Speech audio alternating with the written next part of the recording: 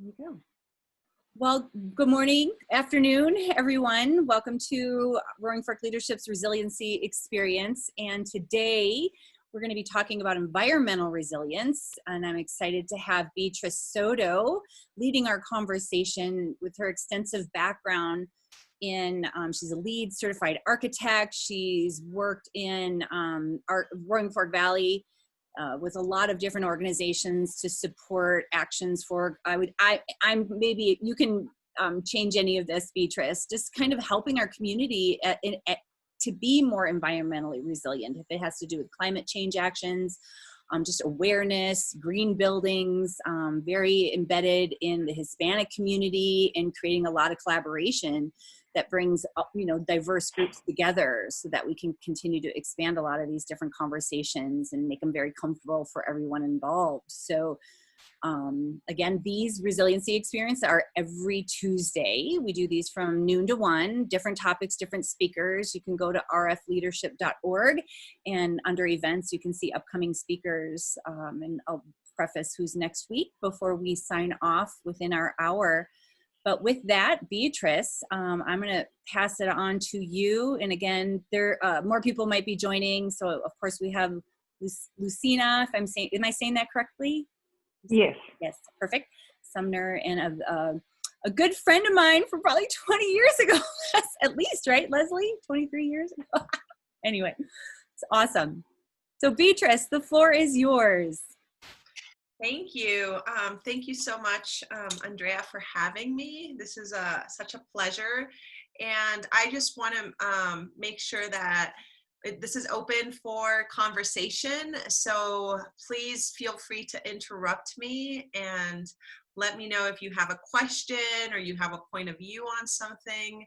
I'm going to be talking about environmental resilience today.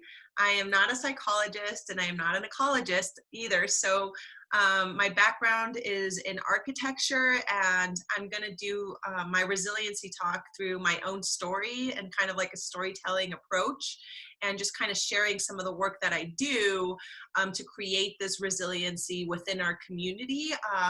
First starting with the self, and then kind of from there moving from a community approach and a collective effort.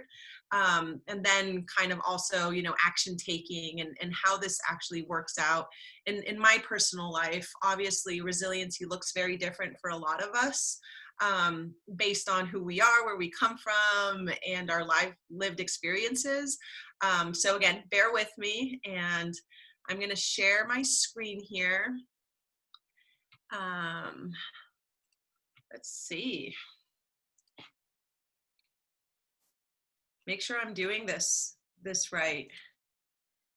I can see your screen. There you go. Perfect. How does it look? Do you just see, because I can't see what you're seeing. I see like the presentation. I see the whole, my screen share screen is your title slide, environmental resilience. Okay, perfect. Okay, so let's go ahead and start. So let's start with what is resilience, okay? Let's just kind of dive into it without thinking about it from any standpoint. Resilience is the capacity to recover quickly from difficult situations and toughness. It's the ability of a substance or an object to spring back into shape, right? This is about having elasticity. It's about having flexibility, regardless if you're a person, if you're an ecosystem, it's just coming back to where you're able to thrive.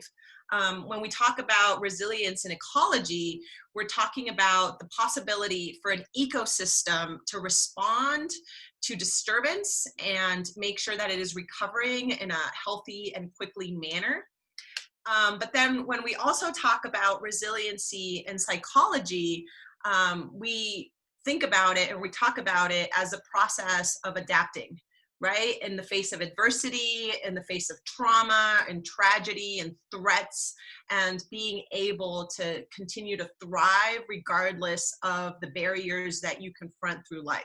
So I'm going to just kind of share a little bit about the work that I do. Again, I'm not an expert exactly on any of these subjects. So if you guys have any questions, feel free to put them in the chat or just stop me. So there's no ego here. I kind of want to start with my own story, because how we approach resiliency and how we approach the work that we do has a lot to do with who we are, where we come from, and that starts shaping our future. It starts shaping how we approach things and how we think about things. I am the daughter of immigrants. My family is originally from Mexico.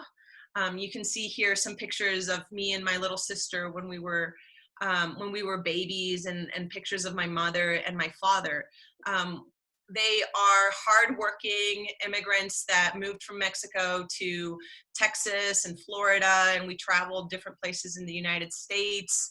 And growing up as a child, it was pretty, interesting because my household was one culture, it was one language, and as soon as I stepped out of it, it was a different culture, a different language. And that elasticity that we're talking about and that capability of adapting to these different worlds and different scenarios, I think it definitely shaped my life in terms of being able to adapt really quickly and really fast on my feet, and understanding that regardless of where I started and regardless of where my family started, there is the possibility to change. There is the possibility to adapt. There is the possibility to morph and to code switch into different parts of who you are and tap into your identity and make sure that you carry that, but at the same time, you have the possibility to adapt to new cultures and new languages.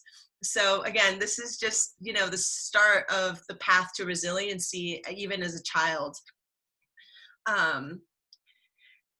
So when we start thinking about ecological resiliency and our role as humans in environmental resiliency, we tend to see images like the ones we're seeing on the screen that sometimes are pretty sad, they're pretty pathetic, and they really hurt. But then we've also gotten to a point where we are used to them, and we almost seem to be like scrolling past them because they're depressing, they give us anxiety, they give us a sense that we can't do anything about it, or the efforts that we do aren't enough. This is an image of, I think it's pretty famous, the polar bear that is, you can tell that it's food deprived, where the snow and the ice isn't there. On the bottom corner, we can see a coral reef that is dying. And again, these are some of the hard images that we are confronted with every single day. And it definitely, I think, adds to our stress level and our anxiety. So this is something that I think collectively as humanity, we are dealing with and grappling with. Here are another couple of images of a wildfire in California. You can see the homeowner just standing on his rooftop, kind of frustrated, looking out into the wildfire. And then through some of the effects of climate, we've started to see a lot of flooding and very extreme temperature swifts in climate. Things that we had a very stable climate, and now we're seeing this fluctuating climate that is just hurting a lot of people. And then the image on the right-hand corner is our local fire that we just had this year. And I think this is another collective, locally, another collective heart pain that we all endured and that we all felt together in terms of seeing one of the places that we love being burnt and being affected by drought and by extreme dry weather. So again, this is a collective feeling that I believe all of us are sharing at the same time, and that we want to see progress and we want to do something about the reality that we're living in. Let me just here we go. So kind of going back to the news and how we deal with it and how it's part of our own psyche, and how, sometimes it feels kind of paralyzing to continue to see news that there's mass extinctions. Every year we break a new record in terms of the hottest year. And I feel like at the beginning, when we started to see these news, it was a lot more impactful. And as we've been getting used to it, we've kind of tend to look away from it. It becomes overwhelming, and it becomes sometimes too much to just really deal with. Again, here we are, we have another drought record in Colorado. And this is just, again, the reality of what we're living. And I know we all kind of just want to go back to the things that we love and the things that make us happy. But at the end of the day, this is a little voice that's in the back of our heads that is constantly there. And I think part of our resiliency is going to be to own and be responsible for the changes that are happening in our community. So a little bit of my own story is that I was doing architecture and I was doing green building, and I was, pretty happy in that space. As time passed, I realized I wasn't doing enough. So I came across my own anxiety, my own personal crisis to want to do more. I understood that one home at a time was not going to be enough, and that I needed to do more. So I think this is really where this resiliency comes in, to be able to say, I have 20 years of experience in this one career. I'm really good at it. I can make good money in it, but it's not enough. And I don't feel that satisfaction any longer that I'm doing more for more people and more for my climate. Even if I'm designing green homes, I still felt that I was not doing enough.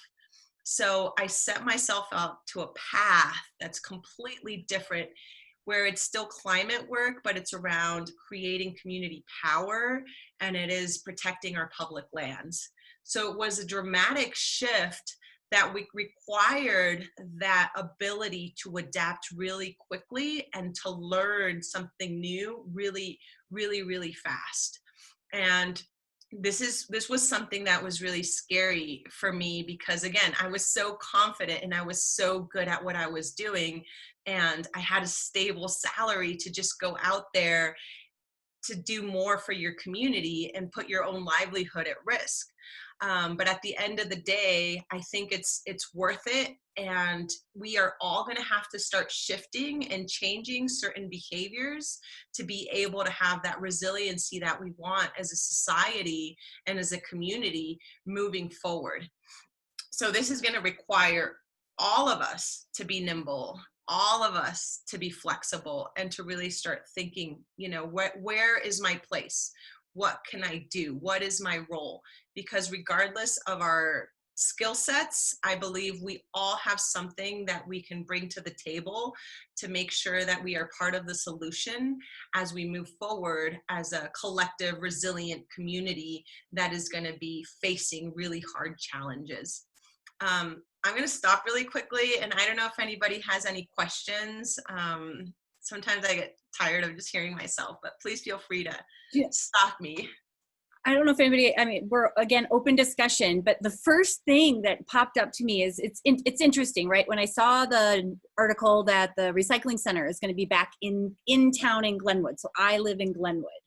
I know. So when it left, I stopped recycling, which is awful, right? And I was thinking like, oh, it'll be so easy just to drive out to South Canyon, da-da-da-da-da.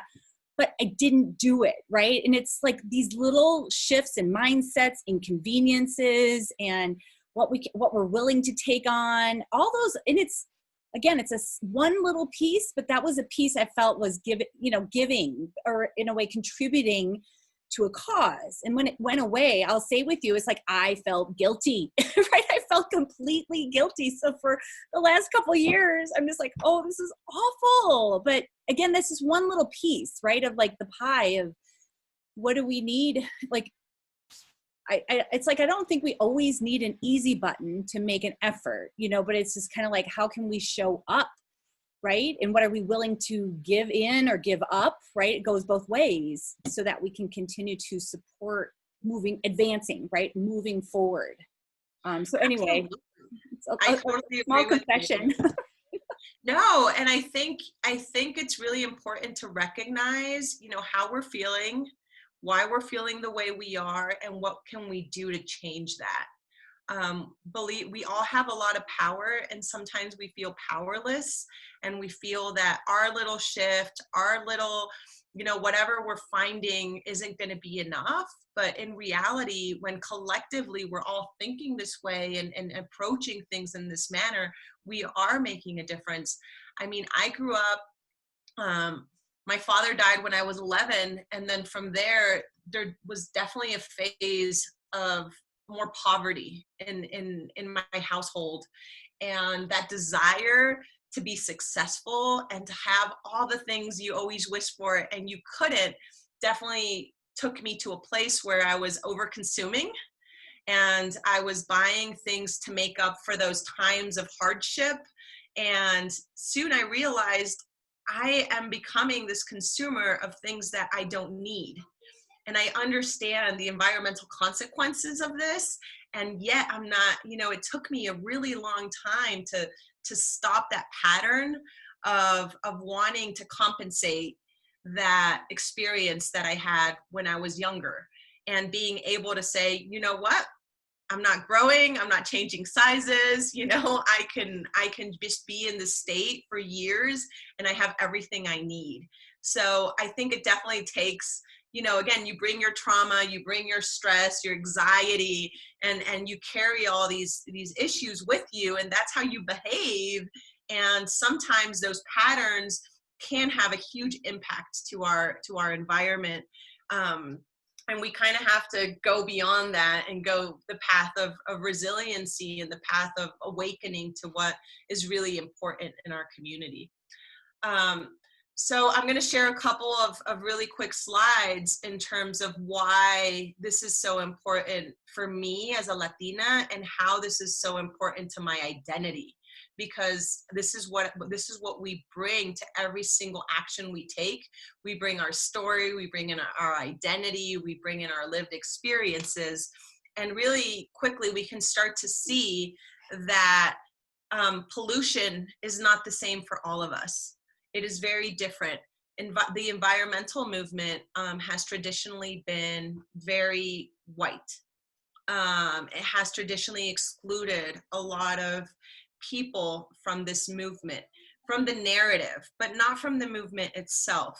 Why? Because if we start to we realize that communities of color, Indigenous communities, African American communities have been in this fight for many, many decades. And we have been a huge part of the environmental movement, and wanting to see those changes that will not only benefit our communities, but it will benefit all communities. And what ends up happening is that there's a disconnect. A lot of affluent communities don't necessarily suffer the burden of environmental injustice, so they don't see it. How are you going to fight for something you don't see? This is where believing in other people's stories and their lived experiences and valuing it and making sure that you are hearing those voices and understanding that there's always several sides to the story.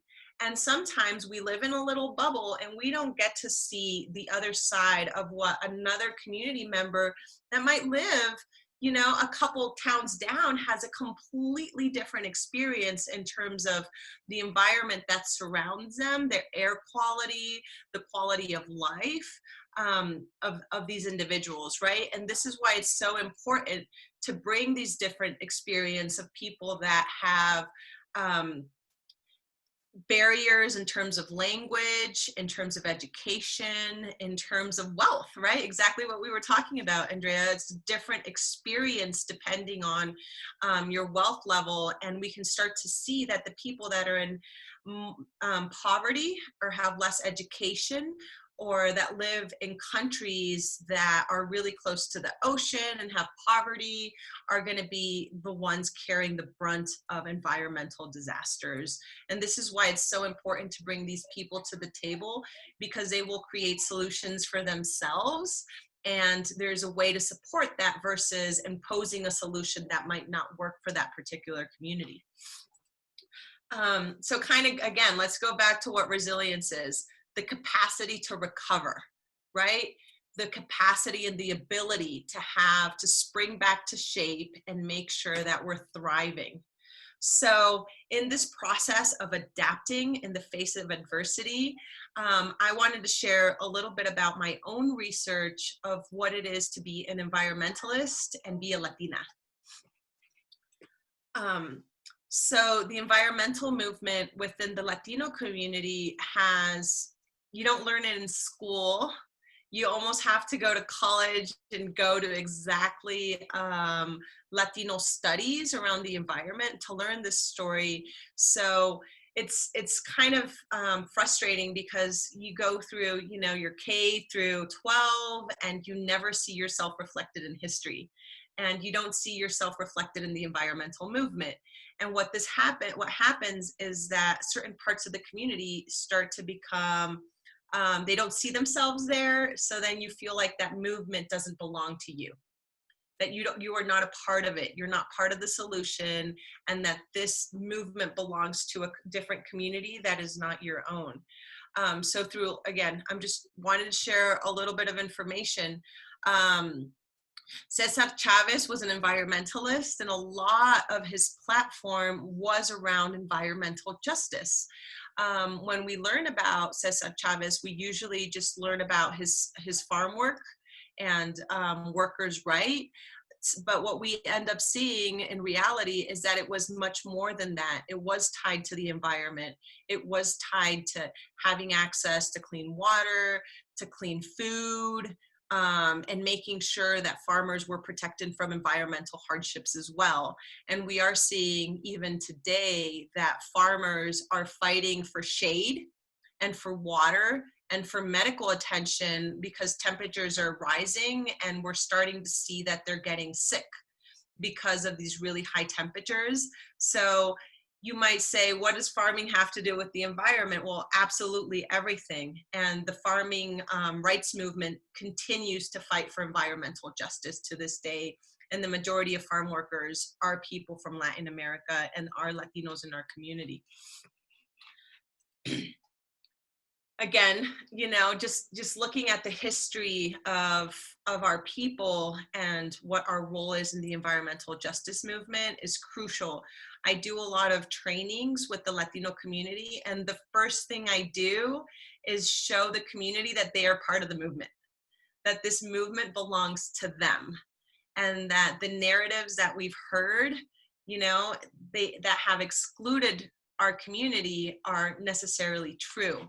And when people start to see their faces reflected in this movement, they get much more excited. They start to engage, and they really want to start to participate.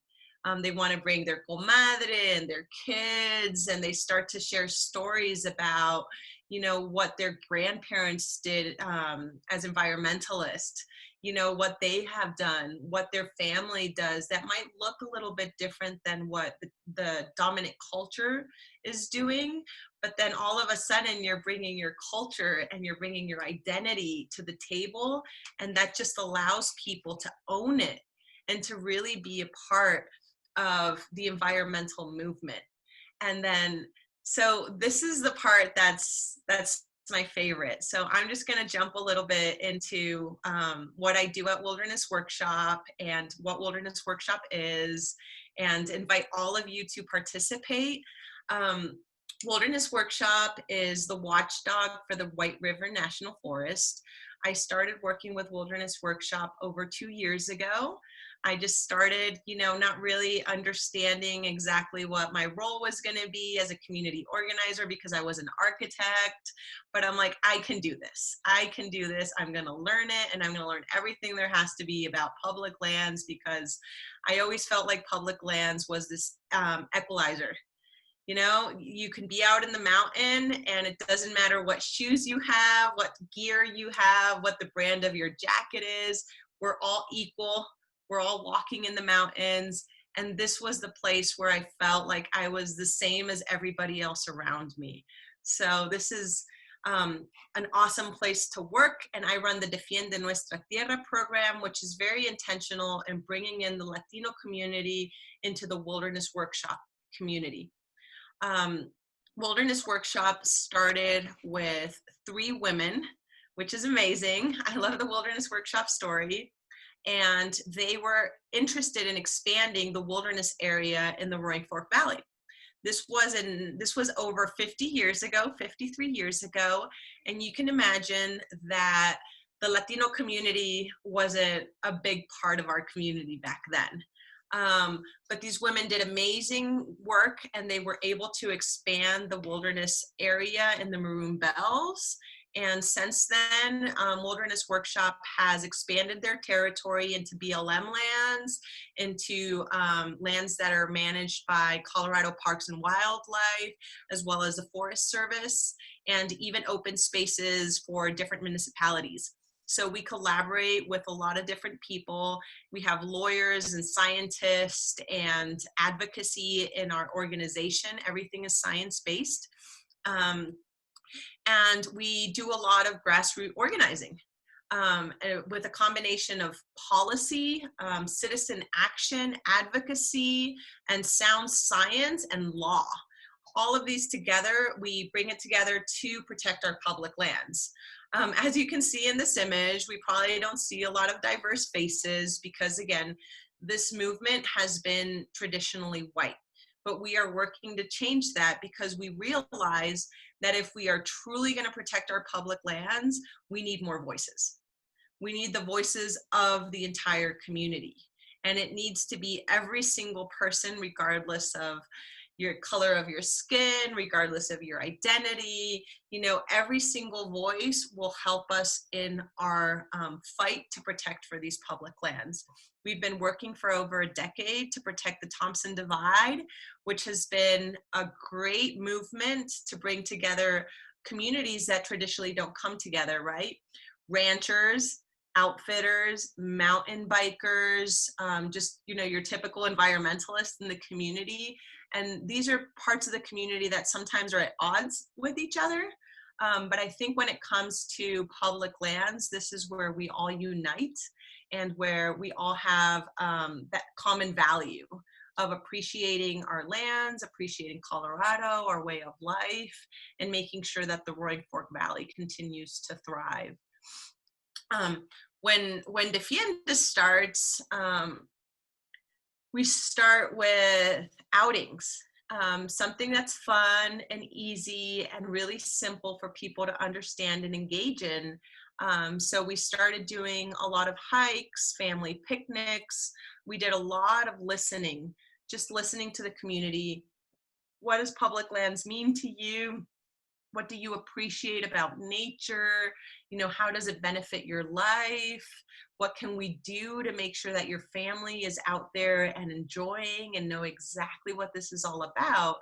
And that's just kind of how the program started. But from there, it's really evolved into this environmental resilient community where people are starting to understand policy. People are understanding land management. People are starting to understand the law. And we're bringing in that civic engagement component and that empowerment where people can really advocate for themselves. In these images, you can see that we're meeting with Senator Rankin. We took that whole group in the picture is from the Roaring Fork Valley. And this is Latino Advocacy Day. And we took a lot of members from our community to the state capitol in Denver, where they had an opportunity to speak with their representatives. And a lot of the conversations were about water quality and making sure that specifically the people in Rifle and Silt, there's a lot of concerns about their tap water. They drink a lot of water out of bottles because the water taste is funny. We've had cases where people have had rashes or their hair kind of falls out. So there's this concern, and this is where the environmental justice component comes in, and where we're allowing and giving people the tools so they can advocate for themselves and they can start to talk about these issues with their elected officials, because this is really where the power lays. This is really where we're going to be able to make some of these changes. And why is this so important to the Latino community? First of all, we're conservationists at heart. This is just part of our culture. This is when we talk to Latinos and we ask them, why are you not part of the, climate conversations? Why are you not part of the environmental movement? The majority of the people answer because they've never been invited. So it's not about not having those values. It's about having that invitation. And Wilderness Workshop has opened that invitation, and we have been extremely successful at bringing in new faces, new voices into our family of Wilderness Workshop. Here's another great example of community organizing. We had a workshop with Protégete from Conservation Colorado and Defiende Nuestra Tierra. We came together and talked about our local environmental issues that are affecting Latinos and what we can do to change some of this, and to have a strategy and a plan to talk about, climate change, talk about our concerns, talk about what is our resiliency plan, how can we be part of the solution, how can we start to talk to our elected officials and start to include a broader part of the community into these conversations and make sure that we are also part of the solution and that we're working together. So here we can see, moms and grandmothers really coming together and sharing our lived experiences and our love for the environment and our willingness to work towards a better future and work towards a future that is just and that is fair, but that is also, a livable climate, and making sure that Latinos families can also thrive and be part of that decision-making table that creates the solutions and the resiliency plans around climate. So really quickly too, we started to realize and start to get more of our local community involved in politics. And we were able to take a couple people to Washington as well. So we've been able to take people to Denver and to Washington. When we went to Washington, we were advocating for the CORE Act, which is permanently protecting the Thompson Divide. And it's the Colorado Outdoor Recreation Economy Act, and also starting to have the conversation of building equity into these laws and making sure that everybody in the community can benefit from the outdoor recreation economy, and that we are not leaving certain sectors of our community behind. And another act that we're really excited about is environmental justice for all. So there's a lot of really cool policies at a federal level that are starting to bake in environmental justice. And this is where we get this amazing group of diverse community members coming together to advocate for these laws. The African American community, Indigenous communities, the Latino communities, and Anglo communities, we all really come together to advocate for these laws and share our different lived experiences and try to come up with a resiliency plan together as to how we move towards the future and how we can really collaborate and work together. So this is just such a great example at a local level, what we can do to advocate for ourselves, for our climate, and for our environment at the state level, local level, and even at the federal level, which is, again, has been a great experience. And I think we're really starting to push the needle. And our representatives are always so happy to see new faces that aren't your typical lobbyist. That is, an actual person from the community that a lot of times they don't get to see.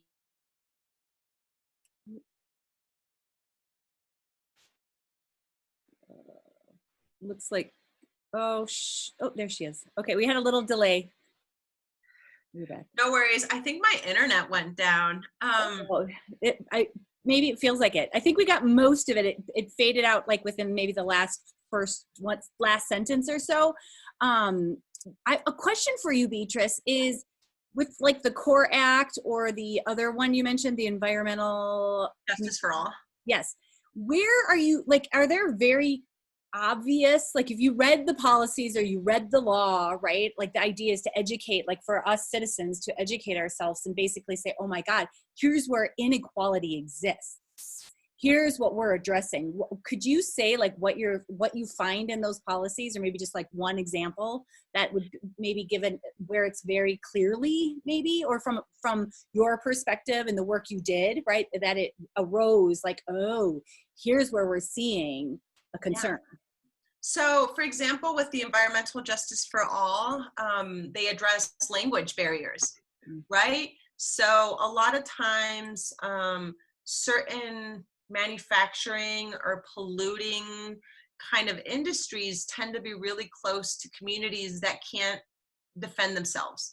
I mean, you're never going to see a big pollutant be, settle in Aspen, right? Because people in Aspen are educated, they have political power, they have the money to drive campaigns and avoid that, right? But then if you go to Commerce City, where the majority of the people there speak another language, they have very little political power, they're not engaged in the political process. You get these big industries that come and just place themselves next to a neighborhood, and they don't have the means to defend themselves. So this is usually where, environmental racism happens.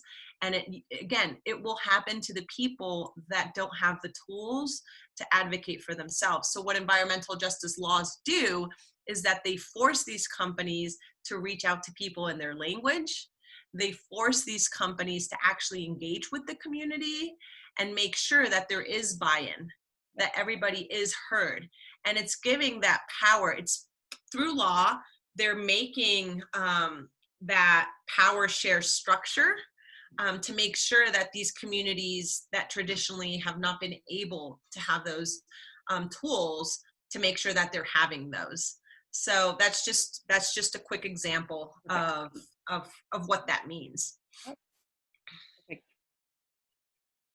Let me kind of go back to my screen sharing. So here's another great example of some of the work that we're doing locally. We put together a campaign to do civic engagement and make sure, first of all, that people are voting, right? And then we also put together tools where the community can feel that they're giving back and that they're doing something physical, like a restoration project where you get to plant. We were able to plant over 200 trees this summer. And this is an opportunity to go to your public lands, to see a road that has been deconstructed, and that you can see where the ecosystem was affected. You can see how the ecosystem has a scar running right through the middle of the forest. And the fact that we can go in and help a restoration and make sure that we are making these places, bringing them back to their original state, I think that really creates a lot of power within the community, and it also gives people the opportunity to give back. It's always kind of we go back to that anxiety of the harm that we do every time we purchase something, we jump in our car.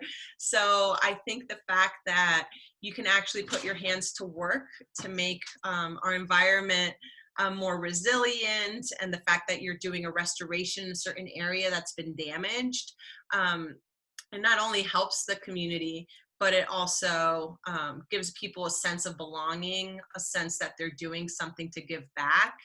And these are projects that we tie into science and we tie into the advocacy part as well.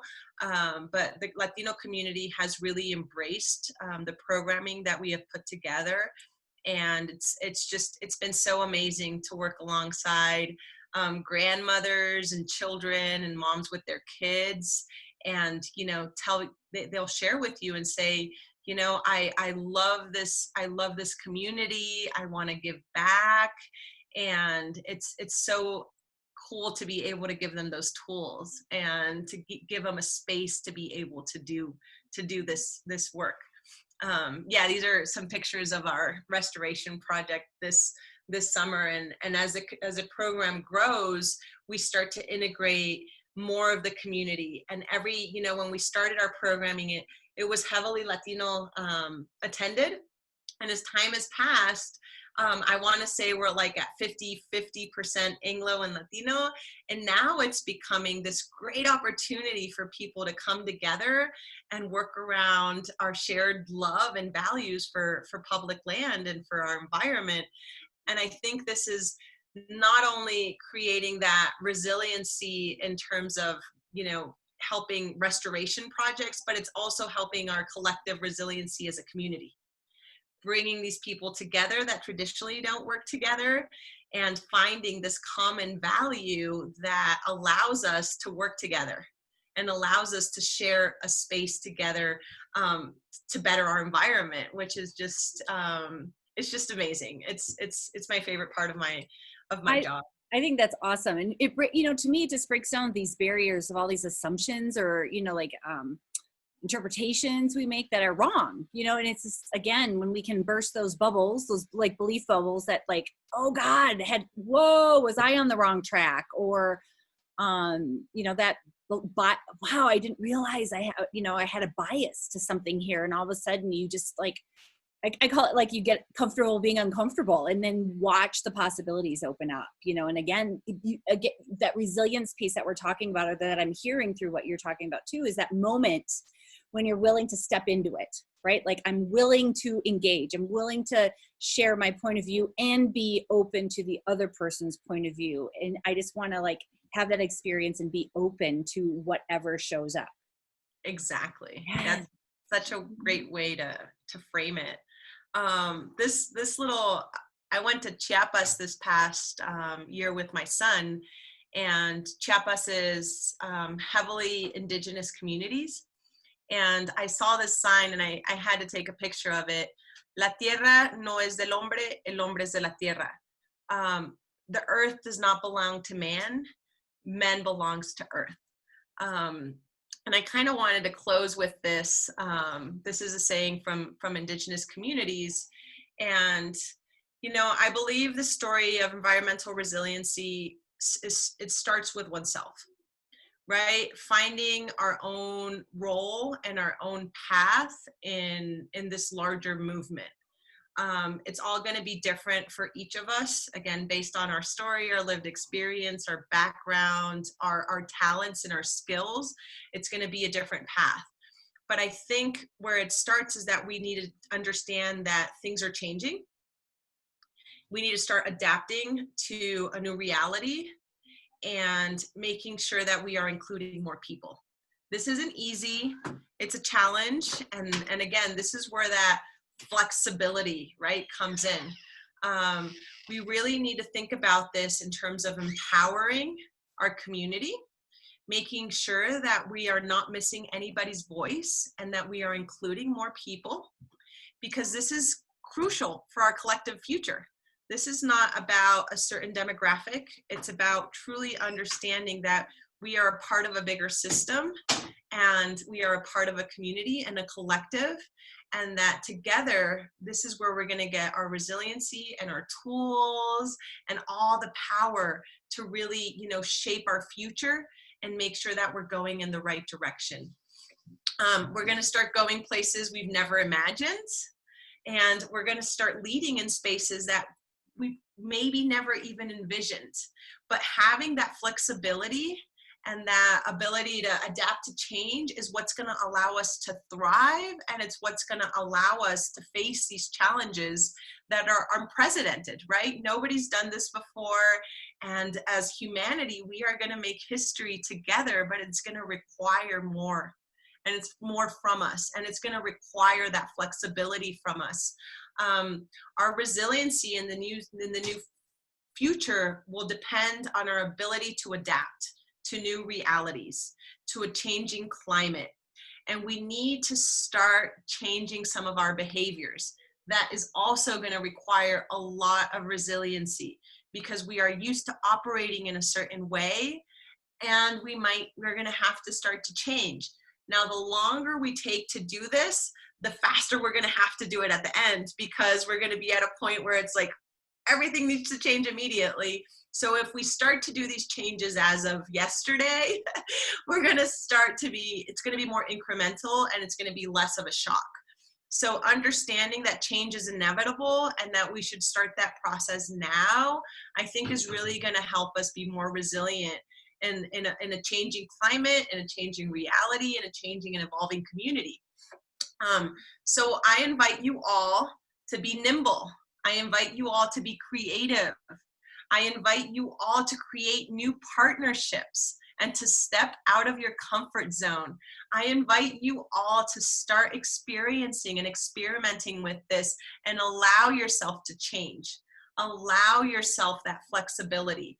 Allow yourself to challenge what you take for granted and give it a new perspective. And this is where this flexibility and this resilience into the future is going to happen. So that is my invitation to all of you today, and make sure that we all understand that this is a collective effort and that we are going to bring a lot of different people together, and that's okay. So thank you very much, and I would love to open for questions. Let's have a conversation. Carrie Ann's unmuted. Did you have a question? Yeah, thank you so much, Beatriz. I appreciate you being here and sharing all of that with us. It's good to see all of you. Just a comment. First of all, what's the name of the group that was doing the public lands work? It's the Wilderness Workshop. That's Wilderness Workshop. Okay. So first of all, I wanted to say I loved the way you phrased that, and how coming together on our common values brings us together to have that conversation. I think that right now, that structure, that bridge is essential. So it's awesome that you're doing that around public lands. I think we can, in terms of being creative, we can do that in all different kinds of ways. And so thank you for illuminating that. Secondly, I just was curious, wondered, do you think the Green New Deal is an answer to these problems? What are your thoughts on that? Yeah, so I've worked a little bit around the Green New Deal, and I know a lot of minority groups are super excited about it because it brings a huge part of equity into the Green New Deal. Climate change and the environmental work that we have to do is so broad, and it affects every single aspect of our lives. Economic, not just environmental. It is so transportation, how we live, how we move around, and it's such a big subject that what I like about the Green New Deal is that it kind of really tries to address a lot of it. But I think it has to be a lot bigger than that, and we need to bring more voices into those solutions and make sure that it's absolutely feasible. And what are some things that, other than voting for you, which we did, and getting involved in Wilderness Workshop, what are some things that we can do in the Valley to help? Yeah, so there's great organizations doing all sorts of different work. So there's CLEAR, there's CORE, there's ACES, they're doing a lot of regenerative farming. There's absolutely, even our landfill, the one in Aspen is doing some amazing work in terms of composting and recycling. So there's definitely a lot of different entities that are doing a lot of work. The city of Aspen and Pickens County has an amazing climate action program as well that they're starting to bake into absolutely all the government programming. So there's tons of opportunities to engage. A lot of the work that I've been doing specifically is about empowering more community to participate and to come to the table. So again, it might look very different for all of us depending on where we stand and what our passion is, but there's definitely tons of opportunities to engage. So if there's something that just clicks with you, please let me know, and I'm happy to direct you. It can be through art, it can be through music, through dance, through economic scenarios. So I think it depends on your passion. I've also been doing, I went to a couple of kind of gatherings around climate change and anxiety and what it's doing to our emotional state. So now we're also starting to see groups come together that are addressing climate through our behavior and through our state of mind, through meditation. So it's pretty interesting to see all these different approaches to this bigger issue. And I think there's always somewhere there's a space for us based on our passion. So yeah, and let me know, because I kind of occupy a lot of these spaces, and I like to go to these meetings. So yeah, just let me know, and I'm happy to tap you into any of these different groups. Thank you. Any other questions? Anybody else would like to unmute? Put Beatriz on the spot. Just kidding. Doesn't look like it.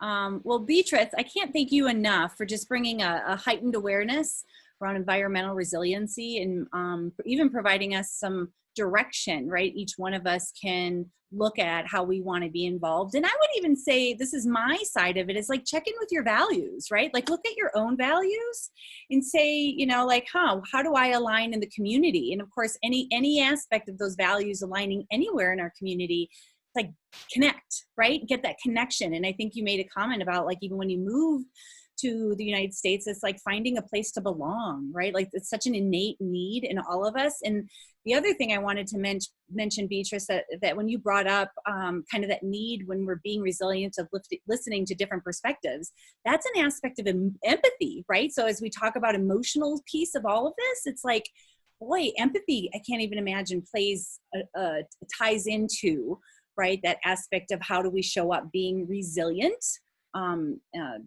I'm even studying it in a model I'm using, and it's been proven, you know, like we have to be more empathetic in our world. And what's happening is empathy is declining as a skill, you know, across the board. So the whole idea is like, oh God, you know, like, we can't lose that skill collectively, thinking across the board. Otherwise, I think that really continues to create a barrier for how we address things.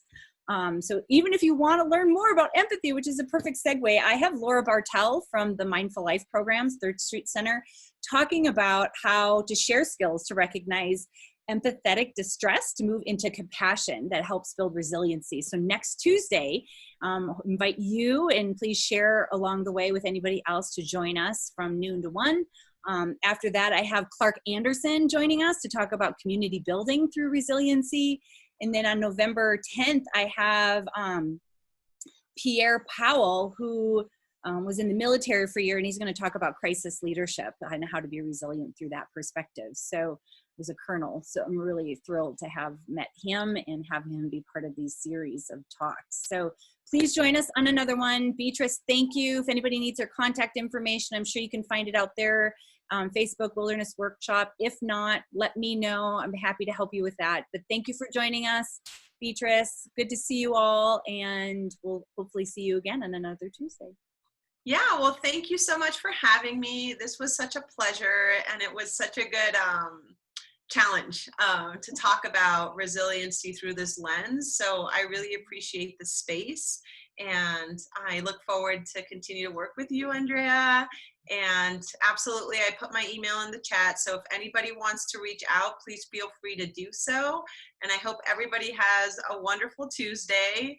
And let's not feel like this is overwhelming. Even if we take a little action every single day, we'll feel like we're doing something to make sure that this is not such a heavy burden. And believe me, we're all sharing it. So let's share it. Let's be compassionate with each other, and let's, come up with creative solutions together. Yep. Thank you. Okay. See you all later. Thank you.